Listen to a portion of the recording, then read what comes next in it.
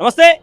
ప్రజాభవన్ దగ్గర ఉన్నాం. ప్రజావాణి కార్యక్రమాన్ని ఇక్కడ చూస్తే కనుక వీళ్ళందరూ బాధితులు, మధ్యాహ్న భోజన బాధితులు. అట్లందరూ కూడా వాళ్ళకి గిన్నెలు కటార్లు గిన్నెలు వాళ్ళే కొనుక్కొని పిల్లలకి మంచి సౌకర్యవంతమైనటువంటి ఒక ఆహారాన్ని అందించినటువంటి వీళ్ళందరూ కాస్త రోడ్డు నెక్కిల్లో సమస్యలు తెలుసుకుందాం ఒకసారి. సమస్య ఏంటి ఇక్కడ? మధ్యాహ్న భోజన తెలంగాణ ప్రభుత్వ పాఠశాల మధ్యాహ్న భోజన వంట కార్మికుల సంఘం నుండి రాష్ట్ర ప్రధాన కార్యదర్శి. నా పేరు బాబాయ్ అమ్మను. మేము గత 20 సంవత్సరాల నుండి 10 సంవత్సరాలు ఉచిత సేవ చేసినాము. మళ్ళీ 10 సంవత్సరాలలో ఉచిత సేవ అంటే మీకు సాలరీ ఉచిత సేవ అంటే సాలరీ లేక మాకు ఏ లేక పిల్లల మెస్ బిల్లులు రూపాయి పావుల నుండి 3 రూపాయల 50 పైసలు ఇచ్చేదాకా ఉచిత సేవ చేసినాము. ఆ తర్వాత 10 సంవత్సరాలు మాకు 2008లో 1000 రూపాయలు ఇచ్చారు. మళ్ళీ ఆ తర్వాత మొన్న ప్రజెంట్గా పోయిన సంవత్సరంలో 2022లో 2000 రూపాయలు పెంచినారు. మరి కేసీఆర్ ప్రభుత్వం వచ్చినప్పుడు ఆ 10 సంవత్సరాలలో మాకు ఎలాంటి న్యాయం కూడా ఎప్పటికీ జరుగుతలేదు మధ్యాహ్న భోజనానికి. మరి ఇప్పుడు మాకు ముఖ్యంగా ఉన్న గతంలో కూడా 10 సంవత్సరాల నుండి మేము చేయని ధర్నా అంటూ లేదు, చేయని కష్టం లేదు. మాకు ఇంతవరకు మధ్యాహ్న భోజనం సంబంధించిన వాటికి మాకు వంట బోళ్ళు లేవు. ఫస్ట్ ముచ్చట ప్రభుత్వ స్కూళ్ళల్లో మాకు వంట పాత్రలు ఇవ్వలే ఇంతవరకు. సరైనట్టు వంట గదులు లేవు. అంటే గతంలో ఉండేనా ఈ 10 సంవత్సరాల కాలంలో లేవా? 10 సంవత్సరాల గతంలో 10 సంవత్సరాలలో చిన్న చిన్నగా వంట గదులు కట్టారు. కానీ మళ్ళీ తెలంగాణ ప్రభుత్వం వచ్చినప్పటి నుండి వంట గదులు కట్టలేదు. అట్లనే స్కూళ్ళు వంట పాత్రలు కూడా ఇవ్వలేదు. 2005లో వంట పాత్రలు ఇచ్చిరనంటే ఇంతవరకు వంట పాత్రలు ఇవ్వలేదు. అందుకని మేము ముఖ్యంగా మాకు ఇప్పుడున్న సమస్య ఏంటంటే మాకు 3000 రూపాయల జీతం పెంచినారు. ఆ 3000 రూపాయల జీతం ఇంతవరకు ఇవ్వలేదు. 2 సంవత్సరాలు అవుతుంది. రేపు జీతం ఎంత వస్తుంది? 3000 రూపాయలు. 3000 ఇప్పుడు వచ్చేది ప్రెజెంట్ వచ్చేది 1000 రూపాయలే ఇస్తున్నారు. కానీ పెంచింది 2000 రూపాయలు కలిపి 3000 రూపాయలు ఇంతవరకు మాకు ఇవ్వలేదు. మరి పెండింగ్ లో ఉన్నాయి. ఇప్పుడు సంవత్సరం నుండి 3000 రూపాయలు పెంచిన జీతం ఇంతవరకు ఇవ్వలేదు. అదేవిధంగా మెస్ బిల్లులు పిల్లలకి ఏదైతే మెస్ బిల్లులు ఇస్తున్నారో 8 నెలల నుండి అవి వస్తలేవు. కోడిగుడ్ల బిల్లులు వచ్చి సంవత్సరంన్నర అవుతుంది. మరి ప్రభుత్వం ఇచ్చేది 5 రూపాయలు, ఇలా మార్కెట్లో రేట్ ఉన్నది 7 రూపాయలు. మరి ప్రభుత్వం నుంచి కూడా వాళ్ళ లేకపోతే కాంట్రాక్ట్ నుంచి వచ్చిన వాళ్ళ? లేదు, ప్రభుత్వం నుండి వచ్చిన వాళ్ళమే. కానీ మాకు ఒక పిల్లగానికి 1 నుండి 5వ తరగతి వరకు 5 రూపాయల 45 పైసలు కట్టిస్తారు ఒక బాబుకి. అదే 6 నుండి 8వ తరగతి వరకు 8 రూపాయల 17 పైసలు ఇస్తారు. 9-10 వాళ్ళకి వచ్చేసి 10 రూపాయల 50 పైసలు కట్టిస్తారు. ఆ కట్టించిన దాంట్లో కూడా మేము ఇంతవరకు మేమే పెట్టుబడి పెట్టాలా.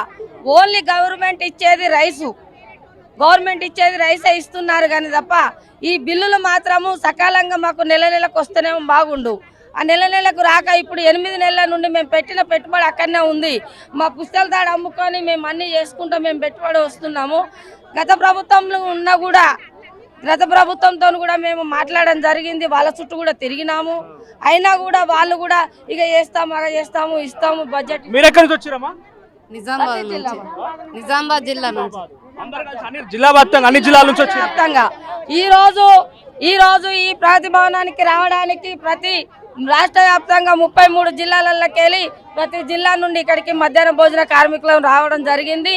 మరి ఒకవేళ మా ఫైనల్గా మేము ఏమనుకుంటున్నామంటే మాకు ఈ వారం రోజులలో 20 తారీఖు వరకు మా బిల్లులు గిట్లా వచ్చినట్టయితేనే పెండింగ్ బిల్లు ఎంత ఉంటాయి మీకు? పెండింగ్ ఉన్నాయి బిల్లులు ఇప్పుడు దగ్గర 60 కోట్ల బడ్జెట్ పెండింగ్ ఉంది. 60 కోట్లు. నెల జీతం వస్తుందా? నెల ఇస్తలేరు. జీతాలకి ఎన్ని అవుతుంది? మాకు 10 నెలల జీతాలు రావాలి, 8 నెలల పిల్లల మెస్ బిల్లులు రావాలి, సంవత్సరంన్నర కోడిగుడ్ల బిల్లులు రావాలి. ఇంతవరకు వంట పాత్రలు లేవు, సరైనట్టు వంట గదులు లేవు. పని మీద మాకు ఎలాంటి రిస్క్ అయినా ఇన్సూరెన్స్ లేదు. మేము ఈ 20 తారీఖు దాకా మా బిల్లులు ఇట్లా వచ్చినట్టయితే మేము మళ్ళీ వంట చేస్తాం. 20 తారీఖు వరకు ఇట్లా బిల్లులు రాకపోతే మళ్ళీ మేము ప్రతి జిల్లాలో సమ్మె చేయడానికి సిద్ధంగా ఉన్నాం. అంటే గతంలో కొన్ని ప్రభుత్వ స్కూళ్ళు తొలగించారు కదా, మరి ఆ కార్మికులు ఎటువైనట్టు? ప్రభుత్వ స్కూళ్ళు తొలగించలేదు. అంటే ఎక్కడైతే చిన్నగా 10 మంది 5గురు ఉన్నారో అవి మూతపడ్డాయి, అంతేగాని తొలగించారు. అక్కడ ఉన్నారు కార్మికులు ఉన్నారు. మొత్తం కార్మికులు అంతా మేము రాష్ట్ర వ్యాప్తంగా వచ్చి 70,000 మంది ఉన్నాం. 70,000 మంది. ఎంతమంది వచ్చారు? ఇప్పుడు ఇక్కడికి వచ్చేసి ఒక 300 మంది వచ్చినాం. సో ఏమన్నా లోపల కలిసి వెళ్ళి లోపలికి వెళ్ళి ఈ రోజు మళ్ళా మాకు జావా పని పెట్టిండ్రు.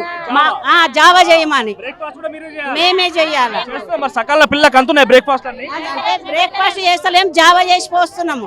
మాకు గ్యాస్ వచ్చి 1110 రూపాయలకు ఒక గ్యాస్. మరి జావా అన్ని మీరే సమకూర్చుకోవాలా? కూరగాయలు ఇవన్నీ మీరే సమకూర్చుకోవాలి. పుస్తకాల తాడికెళ్ళి అమ్ముకొని పెడుతున్నాం మేము. కట్టెల పొయ్యి మీద వంట చేస్తున్నాం మేము.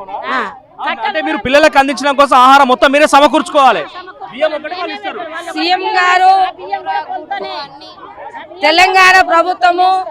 తెలంగాణ ప్రభుత్వము కేసీఆర్ గారు పోయిన 10వ నెల 26వ తారీఖు నాడు మన బేక్ ప్రాస్ అని పెట్టిండు. ఆ బేక్ ప్రాస్ అని పెడితే ఇంతవరకు ఆ బడ్జెట్ కూడా లేదు. ఆ తర్వాత వచ్చి అదనంగా భారము రాగి జావా పెట్టినారు. ఆ రాగి జావా అదనంగా భారం పడ్డది కాబట్టి మాకు ముఖ్యంగా కావాల్సింది మేము చేసిన కష్టం, మా పెండింగ్ల బిల్లులు మాకు ఇచ్చినట్టయితేనే మేము 20 తారీఖు దాకా చూస్తాము.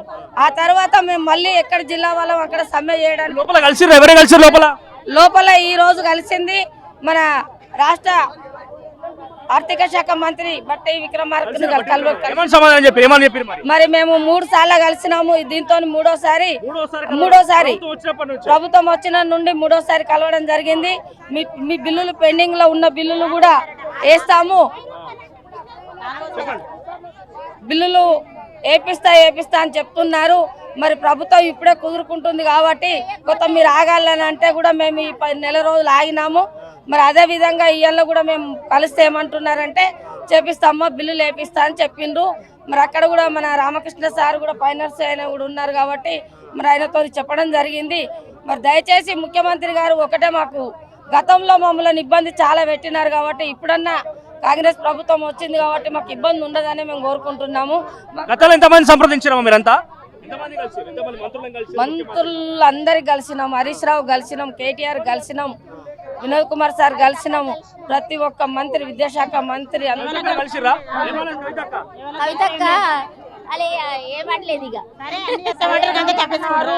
బిల్లులు జీతాలు పెంచుతామన్నారు, అన్ని చేస్తామన్నారు కానీ ఇంతవరకు మాది ఎక్కడ వేసింది అక్కడనే ఉంది.